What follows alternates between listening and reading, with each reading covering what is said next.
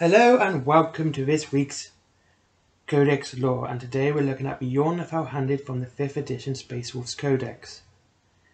And it's actually quite an interesting read. I quite like this codex, it's one of my favourites, and it will be used next week again for the First War of Armageddon. Anyway, are you sitting comfortably? Good, then I will begin. Bjorn the Fellhanded, eldest, true claw, revered one, last of the company of Russ. Bjorn the Fellhanded is the oldest warrior in the Imperium, interred in a custom-built dreadnought in M31. Bjorn is a legendary figure amongst the Space Wolves, for he fought in the Horus Heresy amongst the retinue of Leman Russ himself. For this reason alone, Bjorn would be held in awe by his battle brothers and treasured as a living link to the glory days of the Great Crusade. Bjorn has since been with the salvation of the Space Wolves chapter time and time again, earning the reverence of even the fiercest Wolflord. Bjorn had barely become a grey hunter when he fought at the side of the Primarch. To hear Bjorn speak of these days is to hear an echo of history itself. For the epic events he describes seem more like a skiold's tale than hard fact, they are facts nonetheless. For Bjorn's word is as true as a Venusian oak. At the dawn of each new century, Bjorn is roused from his long sleep to hold court at the great feast. There he begins to account his elements of his own saga, and boisterous mirth of his battle brothers is replaced by silence of the utmost respect. In the strife-fueled aftermath of a heresy, Bjorn fought to rebuild the Imperium with such spirit and burning conviction that Russ elevated the young warrior to his personal retinue. Gifted this honour beyond measure, Bjorn fought all the harder to prove himself in the eyes of his spiritual father. It was Leman Russ himself who gave Bjorn the epithet that he bears to this day. Then, one unforgettable tragic day, the Primarch stepped upon the vast banqueting table in the great hall, and, after a long, uncomfortable silence, announced his intention to leave for the Eye of Terror. He took his retinue with him, leaving only Bjorn behind to watch over his chapter. Bjorn has never explained why he was left behind in this manner. It is not certain if he even knows himself, but the Primarch was not one to act idly. Despite the fact he has relived it 100 times or more, when Bjorn tells of that day, it is still clear he struggles with intense feelings of rejection and bitterness.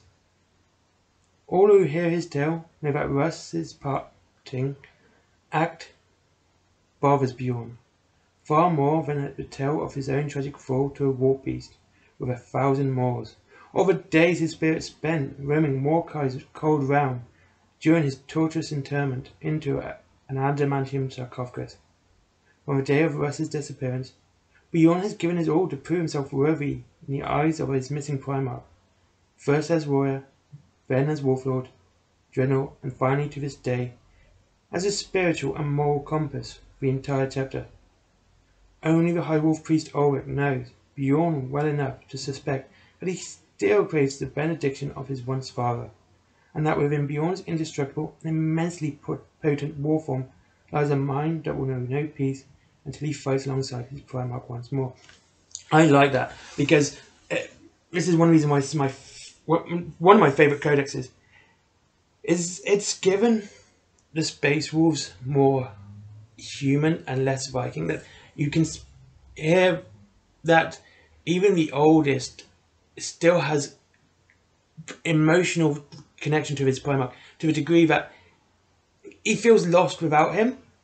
I think this is quite a moving tale of how someone who got pretty much near death, but even that part isn't the worst part of his life.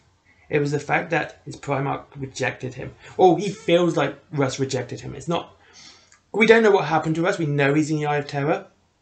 We know he's fighting chaos, but that's about it. There's of course the armour, which the Space Wolves now hold in their fortress monastery upon Fenris. But I think this is interesting. I think good tale about how, no matter how old a space marine can get, their memories never seem to fade. They seem to hold on to the more emotional side of them, and to see this from a space wolf, other than, one of the more emotional chapters like, well, the Blood Angels. It's really interesting, and Bjorn recanting this tale every 100 years of how Russ left is absolutely interesting. I do like these short passages in the codexes. I like these short stories, and a good way of introducing characters in a short snippet. So you don't have to read like a full novel, and you can go, oh, I like this character, and you want to read more about them, and then you can go into the novels afterwards. It's just, I think this is such a personal story in such a small. Well, it took less than 5 minutes for me to read it to you guys, and wow, not much I can really say about it really, apart from how I do like how it shows. I'm feeling like it's redundant to repeat myself. How it shows Bjorn's rejection and how it's strong emotional, but how he is revered by the Space Wolves to lead them, even when in novel. Like, he is the key and the trunk of the Space Wolves. It's what the Space Wolves grow from, because he's the last of the Legionary Astartes Space Wolves. He's the last to fight alongside the Primarch. He's the last to be at the Great Crusade. Those who fought with the Primarch, who fought against Horus during the Horus Heresy. He was there, and out of all those battles, of everything he's ever gone through, the one thing that he considers worse is the Primarch leaving, and leaving him behind. And that is fantastic to see someone with such history, and it's just that one pinnacle moment that he regrets the most. And the Space Wolves have done a lot. Anyway, next week is going to be a special week. I am going to be doing the first War of Armageddon, straight from this Codex again. It's going to be a longer video. It's actually quite a long story for a Codex. It spans 2 pages. It's interesting. And I will be doing something else slightly different. I will be also bringing up other Codexes attached to that as well, of how they see from points of view from them too. So it'll be about 4 codexes I'll be looking at for the first War Armageddon. Anyway, thank you for watching. I hope you enjoyed this video. Please leave a like, subscribe, and always comment. I love reading your comments. They're great. I enjoy it.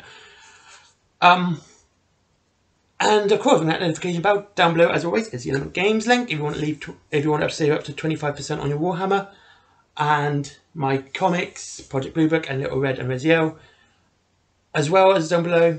I hope you all have a good day, and hope you enjoyed the hobby. Thank you very much for watching.